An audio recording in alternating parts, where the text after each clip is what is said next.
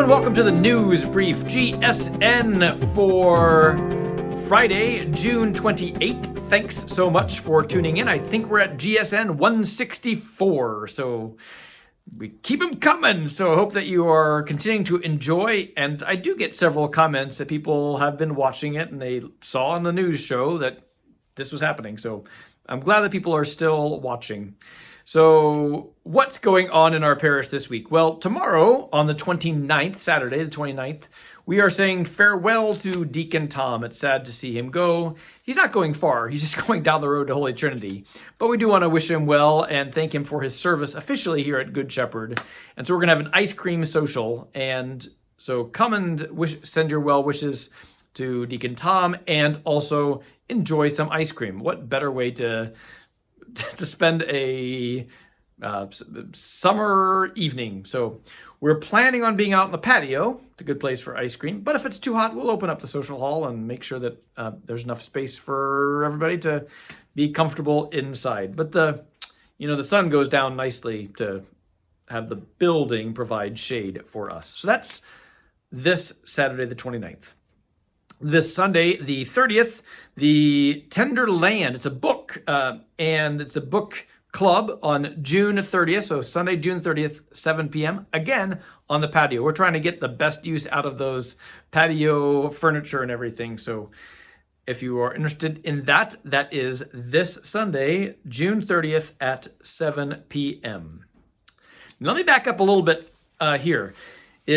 I'm releasing this early here on Friday so you can catch the Eucharistic procession that is happening. So there have been 4 monstrances that have been traveling throughout the country. They're going to converge on Indianapolis. So there's been Eucharistic processions going on for a month or two, and they're all going to gather at the end of next month in July, or mid next month in July, for the big Eucharistic conference. It's happening in Indianapolis. So the big thing to do today is, if you have time, is to go to Mission Road, and Jesus will be walking from the Church of the Nativity up until, I think, St. Agnes. I hope to be there in the afternoon myself to participate at least in part of this historic event. And so check out this QR code, which is hopefully right there, and you can see if anything works with your schedule here for this participation in this great Eucharistic pilgrimage. So that is today. On Saturday, there is a Mass at 8 a.m. at the Cathedral of St. Peter, so that is another option. And then the monstrance goes off to its next diocese. I presume it's Kansas City St. Joseph, but I'm not really been following the whole thing very closely myself. And then this is 4th of July week. It's kind of strange as it falls on a Thursday. So people are kind of already getting into 4th of July mode here, I think. And so the office will be closed on Thursday, July 4th, and also Friday, July 5th. We are closed. Well, we are only open from 8 to 1 on Fridays anyway, and we just decided to take the day off for the Friday after the 4th of July as well. So the offices will be closed. However, we will have the normal Mass schedule. So there'll be Mass at 8:30 in the morning, and then there will be confessions at 5, and then there will be Mass in Spanish at 6:15. There will, however, not be Eucharistic adoration. We just felt it was going to be too tricky to try to make sure all the hours were covered and that we didn't abandon Jesus in the adoration time. So we decided to cancel the Eucharistic adoration for the 4th of July, recognizing that people are going to be gathering with family and friends and all kinds of things. So we just thought it'd be better to do it that way. So that is that. And then the organ installation is going. It's been fun to watch it go up this week. The crane came in on Monday, and I put on the video, so it's 6 hours or so of footage, mostly pretty boring, but there are some moments of watching the thing go all the way up. It's pretty exciting. So that was Monday, and then they've been working on various things. Watch for the channel. On the channel, I've been putting short videos with Daniel from the Greenleaf Organ Company, sharing kind of the ins and outs of what it means to install an organ. So that's been really exciting, and I look forward to it being ready. People have asked me frequently, two questions people always ask me is, one is, how long does it take? They say 4 to 6 weeks, so we'll see about that.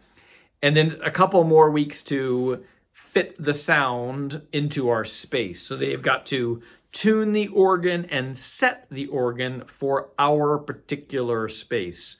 And there's a whole science to how that all works and how much you open up the various pipes. And so I don't know how it all works, but another couple weeks of tuning and setting the pipes. So that is that. The other question I get asked often is, who's going to play it? Well, we do have a couple people that do play the organ. But I always say that, I'm not really worried about it. One is, if you have an organ, then people are going to want to play it, especially if it's a high quality, which I believe our organ will be. It will be a very high quality that people from the area will want to play. So there's that. And then we're also building this organ not for this year or next. We're building it for 20, 30, 50 years from now. And so I have every bit of confidence that there will be piano players in the next 10, 20, 30 years. Piano, I said it again, organ players in the next decades. And so I'm not really worried about it. We're building it for the future. And it's just it is the instrument of the church. That's what all the church documents say. The pipe organ has a pride of place as the instrument for the Catholic Church, and it's good that Good Shepherd, who has been so devoted to liturgy for its entire 50-year history, is now we're finally able to afford and put a quality instrument into our space.